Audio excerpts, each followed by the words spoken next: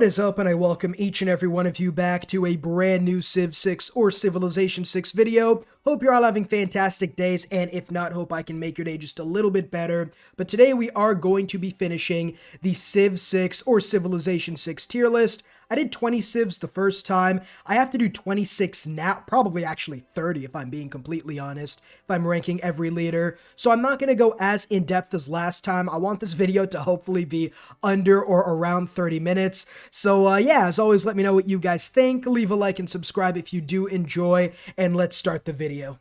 The first civilization is going to be Egypt, led by Cleopatra. Now, her leader ability is, in my opinion, bait for the most part. I don't like giving food to enemy AI. In multiplayer, that's probably a good idea, though, if you do have an ally especially. But Mediterranean's Bride is all in all not the worst ability.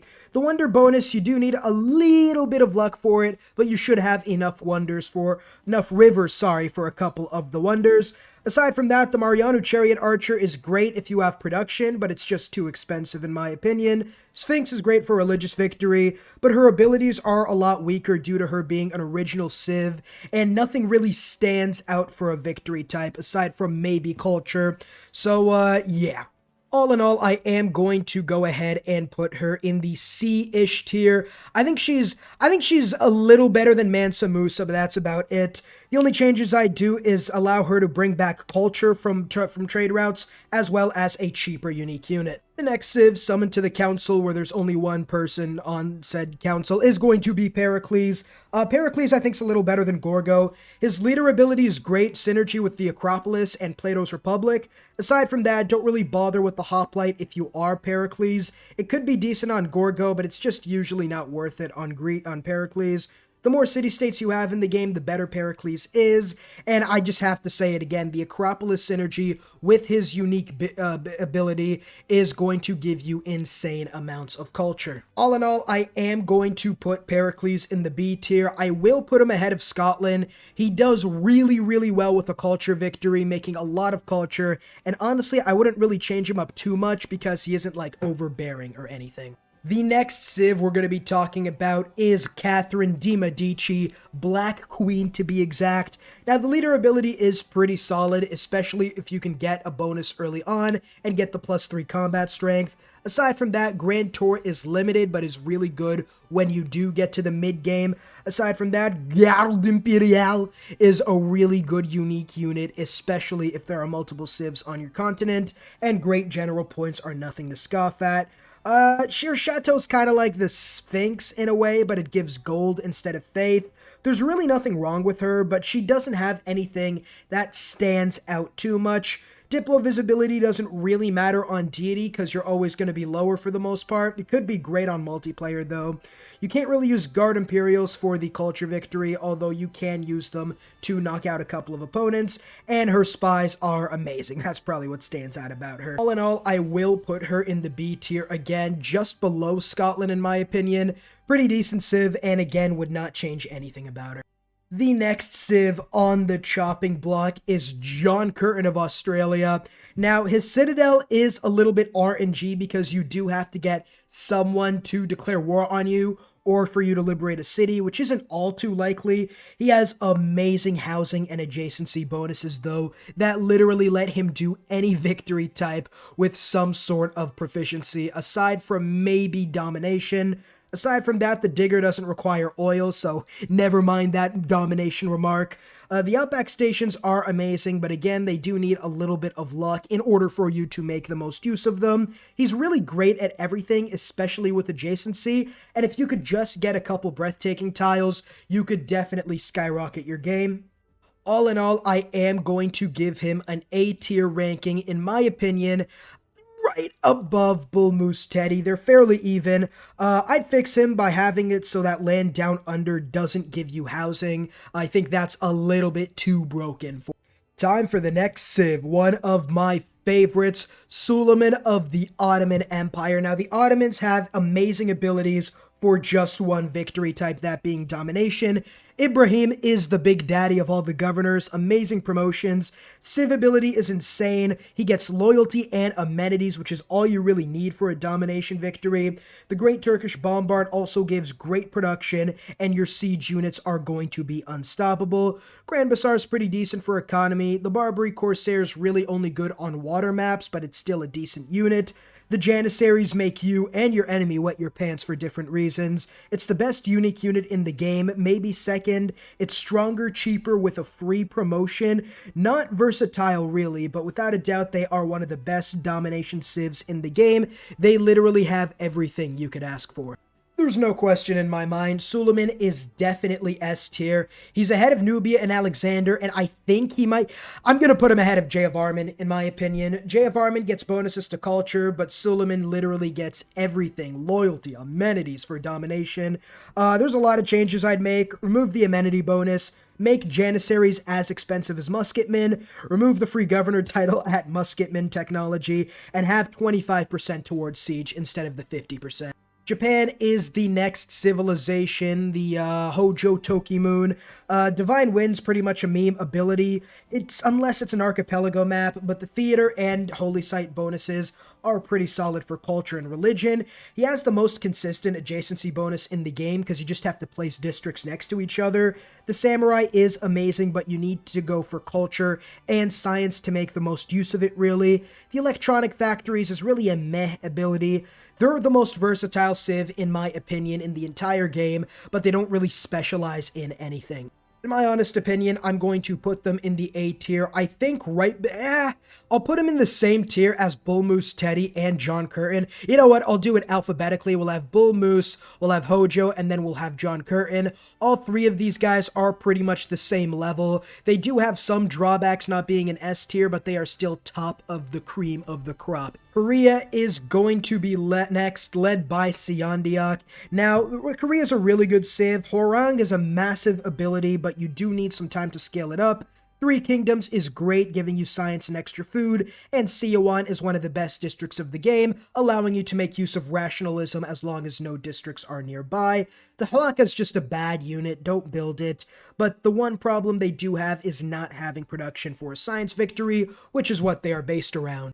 All in all, Korea is going in the A tier, above Pakacuti, but under the top 3 civs in that tier. What I would change about her is make Siawan +2 instead of +4, but allow it so you can use mountains, reef, and rainforests for adjacency. Aside from that, remove the science from mines, but replace it with extra production, and she would be a pretty decent civ. Next up on the list is the Kongo. Despite the fact he can't get religions, the Free Apostles, as well as Kisi, allows him to be extremely strong, especially later on in the game. His great person points are really good for culture. The unique units isn't really, it's good, right? But it isn't anything you should base your game around. The Mbenza is an amazing district, allowing you to get 5 housing no matter what, as well as extra yields. Aside from that, the Relic Artifact bonus does require some RNG, and you do need some time to get him scaled up to 100%, but he is still a very good civ. All in all, I think he does deserve the B tier ranking. I think I'll put him below Catherine. I think Catherine's a little better than he is, but he's still a very good civ, and I wouldn't change anything about him. Shaka Zulu is the next friend we have. Now, Shaka gets corps and armies which get insane buffs, as well as earlier on in the game. The loyalty bonus is too strong in my opinion. The Akanda is a little underwhelming though. It really isn't worth it instead of an encampment, to be fair. The corps can be built, but that's really just due to his unique ability, more so than the Akanda just being able to build corps outright. The Impi is a good unit, but it isn't great. It's not the terror it was in Civilization 5. He's really all in on domination, but he isn't at the level of someone like Suleiman or Gran Colombia or something like that. He doesn't have science or culture for the setup, and if domination doesn't work, you're pretty much screwed. When it comes to tiers, Shaka is going to be B tier. I think right above of Scotland as well. He does domination very well, and really there is not too much I'd change, except for maybe allowing the Akanda itself to get science, and Shaka to maybe get culture from kills with cores. Spoiler alert, I think Russia is the best civ in the game. He's got the best faith generation, he's got the best culture generation with his free great people points from the Lavra. If Russia was this powerful in real life, they wouldn't even need to go after the Ukraine, okay? The Cossack is a little meh. Grand Embassy allows you to keep up in science and culture in the early game, and honestly, he's just an amazing. Not much else to be said. Russia is, in my opinion, one of the best, if not the best civilization in the entire game. There's a lot I change about him, remove the Great People generation, and make the Lavra a little bit more expensive, and I think he would be as balanced as you could make him with that amazing kit. Our next victim is going to be Genghis Khan. Now, Genghis is one of the best cavalry civ. The Kashig is essentially a mobile crossbowman, nothing short of unstoppable, as well as giving the great general enough movement speed to keep up with the rest of your army. The Diplo bonus he gets is a lot better later on once you do have opportunities to get higher Diplo visibility, but it is still a decent ability earlier on.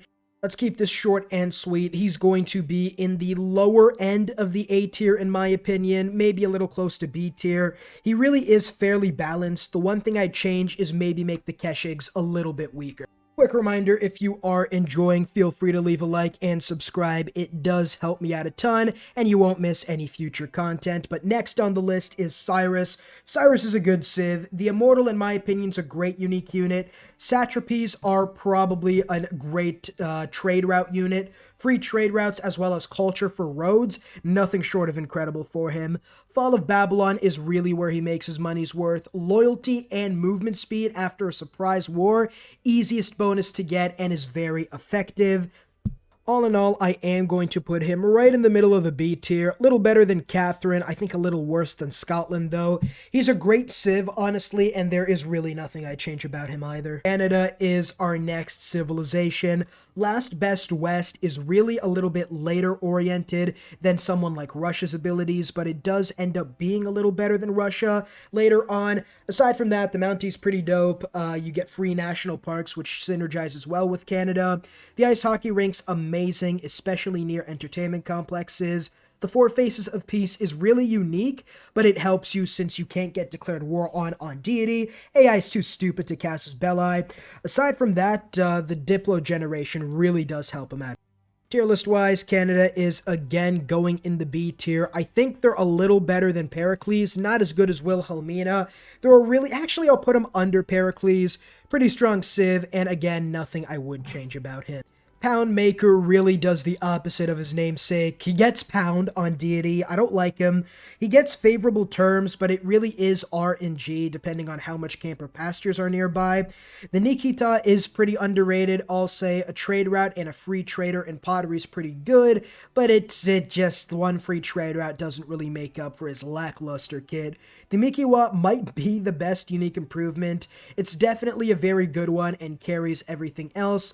The Okitokla is pretty much a warrior with a free promotion, but it's part of the scout line, and scout line units are really bad after the early game. Cree are going in the C tier, I think. I think they're actually a little better than Poland, but a little worse than Kupe. I'd give them food and production more for favorable terms ability, but aside from that, he really is not the best civ. We're going to be ranking both Eleanors at once here. They're pretty much the same aside from their civilization ability. Great Works gives you insane loyalty pressure if you can get enough, but where Eleanor of Aquitaine can get Grand Tour, which gives her a lot more Great Work slots, and Chateau Tourism, the English Eleanor really does not. Her kit doesn't synergize well at all. Essentially, French Eleanor is really good.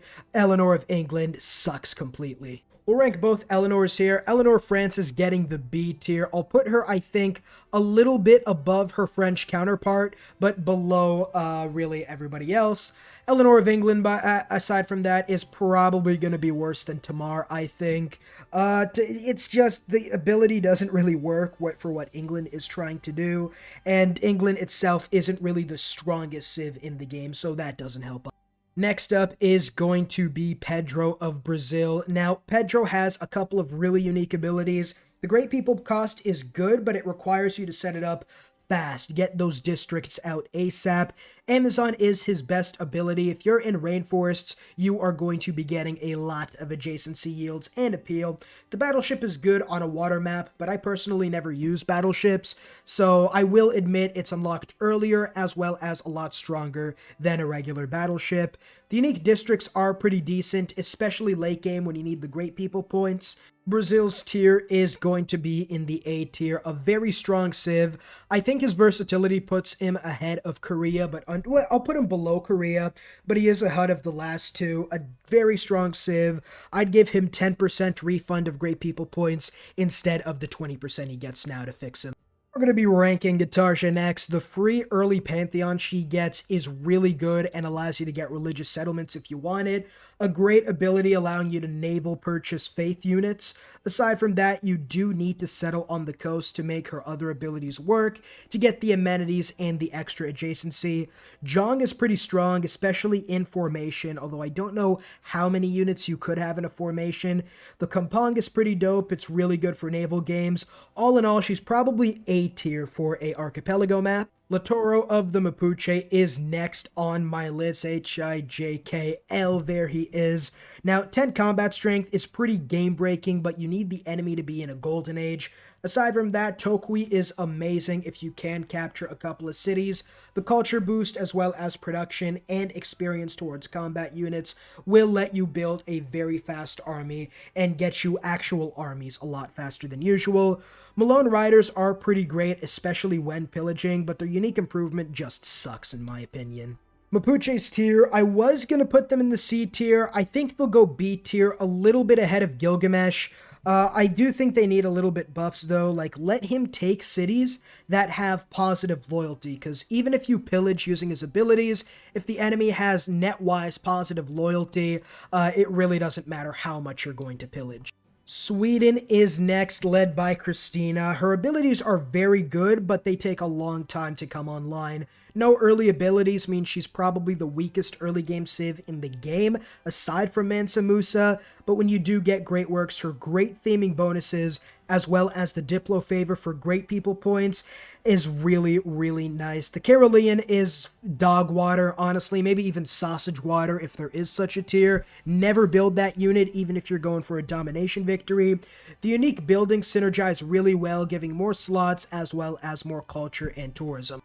All in all, it might look like I'm fence-sitting, but I would again give Sweden the B tier. Her abilities are really nice. In fact, I am going to put her, I think, right under Pericles, I'll say.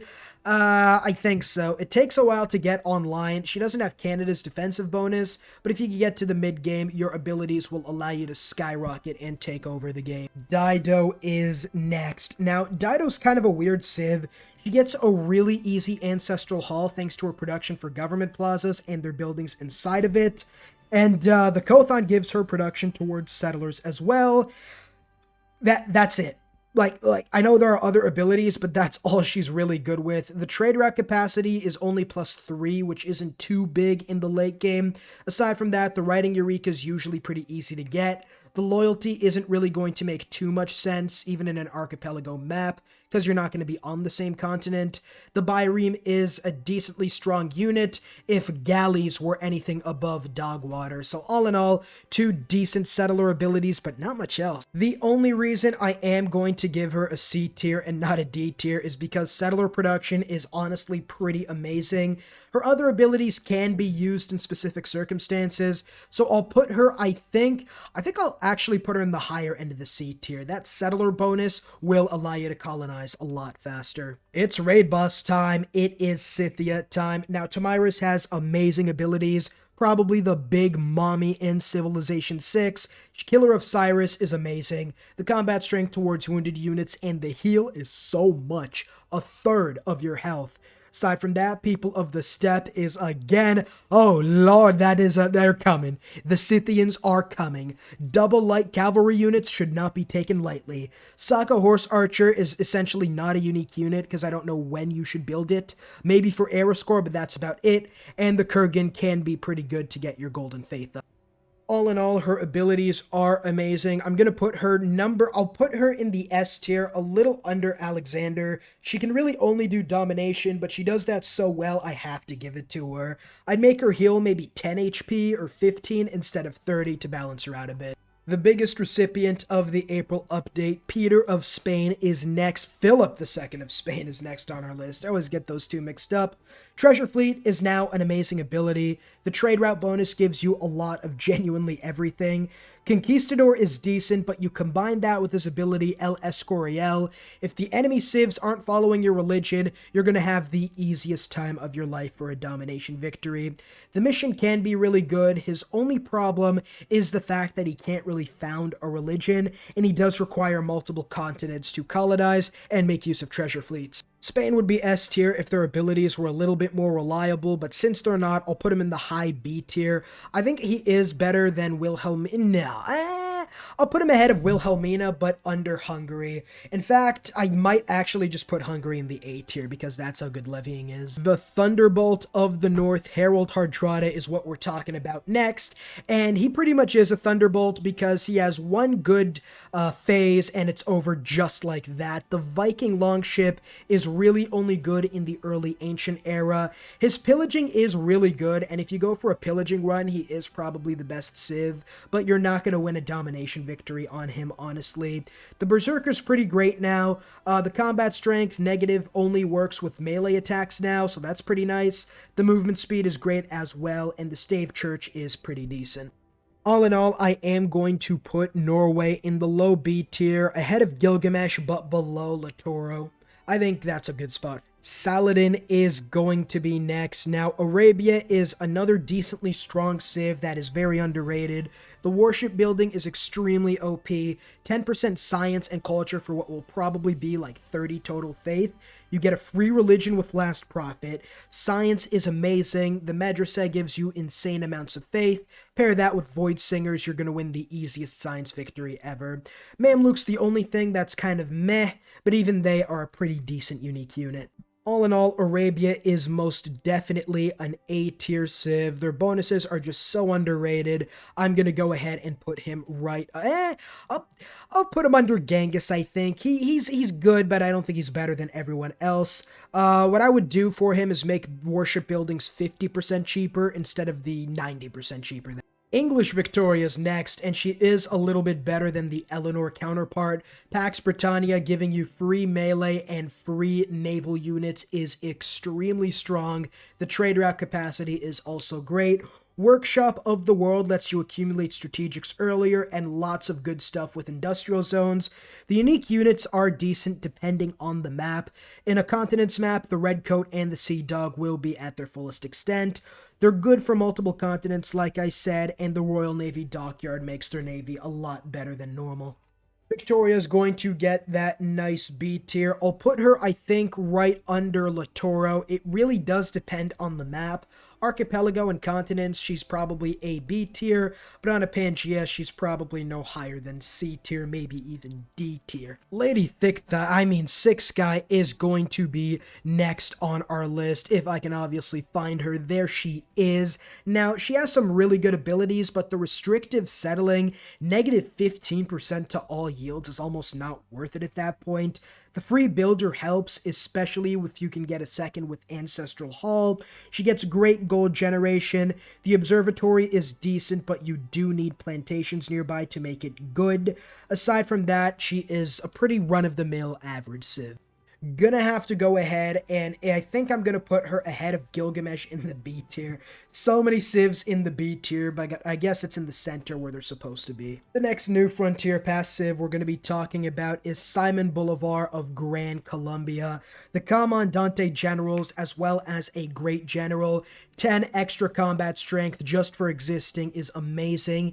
The movement speed and the great general movement speed will make your units fast as fuck, boy. Aside from that, he's really an all-game domination civ. If it doesn't work early on, it will work later in the game, because the Llanero is amazing. Haciendas are the best unique improvement, giving you gold, production, food, and housing, literally everything, and movement speed in Civ 6 is key, which Gran Colombia has in spades. Crusades. Tier list wise, they're going in the S tier, right above Trajan in my opinion. One of the best domination civs and nothing short of sensational all game around. Next civ on the list is going to be Menelik of Ethiopia.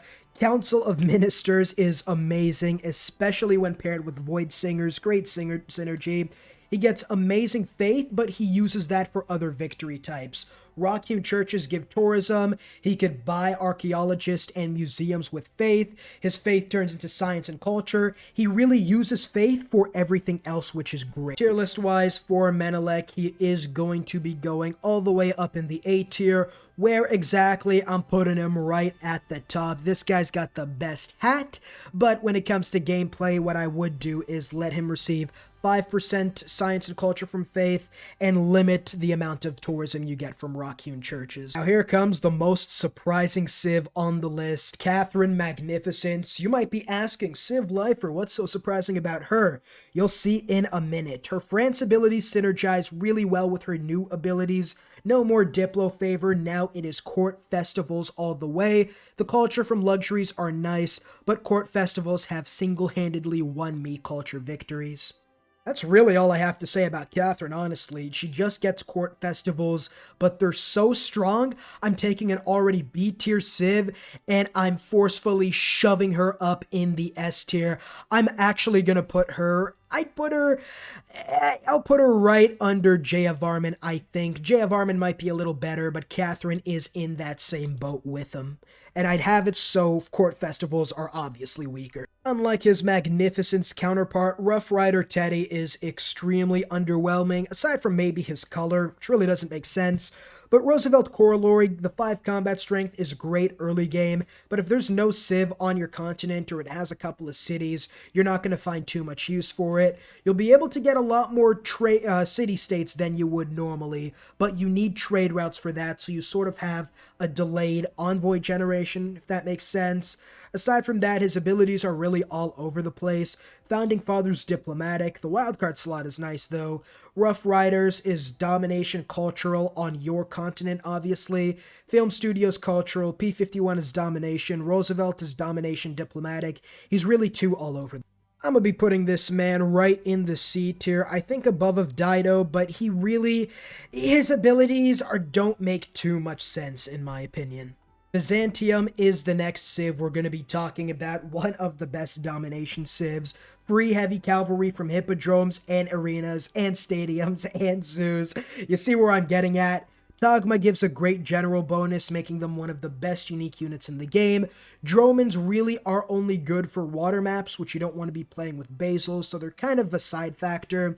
Taxis and the extra great profit points lets you found a religion, as well as convert and get combat strength a lot easier. And the fact that cavalry units do full damage against walls following cities with the same religion as Byzantium, which won't be too hard if you kill a couple units, is absolutely amazing. There's nothing to say. There's literally nothing to say. Basil is going all the way in the S tier. I'll put him actually probably under... I'll put him above Catherine, below Jaya Varman, I think. An absolutely fantastic civ to play as. Gaul is next. Now, Gaul has a really nice early political philosophy rush, giving you a lot of culture when building units, which you should do. His house at culture gives culture from mines. That's kind of a tongue twister. But specialty districts no longer receive minor adjacencies, and they can't be built to the city center, which kind of sucks. Aside from that, the early man-at-arms rush you could do, the cheese tactic with the oppidum, probably bumps them up a little bit. We'll get to the ranking in a while, but the Gai Satai is pretty nice. Their one weakness is limited district options, though. All in all, tier list-wise, Gaul would usually be B tier. I'll put him at the top of the B tier with Hungary because of the man-at-arms rush, which is extremely good cheese if you do find yourself wanting some French cuisine, but yeah, he's one of the best civs if he does get that nice man-at-arms rush. Time for the most broken civ I've ever seen. Hammurabi is going to be next on the list of Babylon. I'm not even going to talk about his other abilities. I'm going to say 3 things. Plains, Ancient, Era. That's it. Alright? The fact you get full science from Eurekas should have been stopped in pre-production. This is absolutely insane. The negative 50% science doesn't matter when you're literally dropping bombs ahead of civilians who haven't known anything except a feudalistic lifestyle. The Palgam's amazing, his leader ability's also amazing. Oh my god, he's even made me sneeze somehow. Aside from that, one of the top civs in the entire game. Tier list wise for Babylon, I don't think he's as strong as Peter, but he's almost right there. It could really depend on the day, but these two are most definitely the strongest in the entire game. Vietnam is next on the list. Ba Trio is the best defensive civ in the game due to 5 combat strength and movement speed in rough terrain, but if they're in your territory, those bonuses are doubled, so yeah. 9 Dragon River Delta restricts district placement, but it does give you some bonuses and lets you actually plant woods fairly early on in the game. The Crossbowman replacement, Voishan, another elephant unit, very, very strong. You can't really build a lot of them. They're kind of like the Marianu Chariot Archer, except at this stage of the game, you should have industrial zones and should be able to build them decently fast. Aside from that, Than is great for culture and tourism, giving you a lot. Vietnam is going to the A tier. S tier for new players in my opinion. I'm gonna go ahead and put her right above Pack-a-Cutie. Like we did with Eleanor, we're gonna rank both Kublai Khans at the exact same time. Now we have both China and Mongolia. They get a free economic policy, which is never bad. The civics and inspirations are nice, but there's a limited amount you can get per game. What I'm trying to say is he is amazing with Mongolia, but he is nothing short of useless when it comes to China. All tier list wise, I'm going to put Mongolia Genghis Khan all the way up in the high-ish B tier, right under Wilhelmina. The reason for that is because the free trading post you get from a trade route does allow you to make use of Mongolia's combat strength bonuses a lot better than normal, but when it comes to China, it just doesn't make sense. The economic policy slot isn't going to save you from China's lackluster abilities that really don't synergize well. I'll put him actually right under Eleanor. He's probably the worst civ in the game. In all honesty, the only reason China's that high is because of their wonder build bonus. You remove that and you're looking at a D tier. And the final leader in Civilization 6, Zhao the Third. Now, let's talk about it. He's very map dependent. On a Pangea map, you're not going to get enough trade routes because they have to be on the coast or with a harbor, but the more water there are, the better he'll be. The more civs there are, the better he'll be. His traders are the best in the game, but they are sort of coastal locked. You need actual water routes for international trade routes. Victoria gives amazing buffs, but it's the most restricted unique improvement. It has to be on a coast or lake tile, adjacent to a resource, but it can't be adjacent to another Victoria, so it is very restrictive. Aside from that, navigation school's pretty OP. Some science and naval boosts are nothing to scoff at. Yeah. When it comes down to it, the final civ on our tier list, ignore the second Eleanor of England. Yeah, she's smiling. She'll probably get the spot over that one. Portugal is going to be going. Overall, I'm going to put him in the A tier, but I am going to put him a little bit above Korea. Now, this is dependent. On an archipelago map, he goes here. Best civ in the game by far on Archipelago, but on a Pangea map, he's honestly probably no higher than C tier. It really is map dependent. I'll put him under Korea, honestly, but yeah, I think all in all, this is a pretty solid tier list. Let me know what you guys think down below, and as always, yeah, see you in the next video. Peace.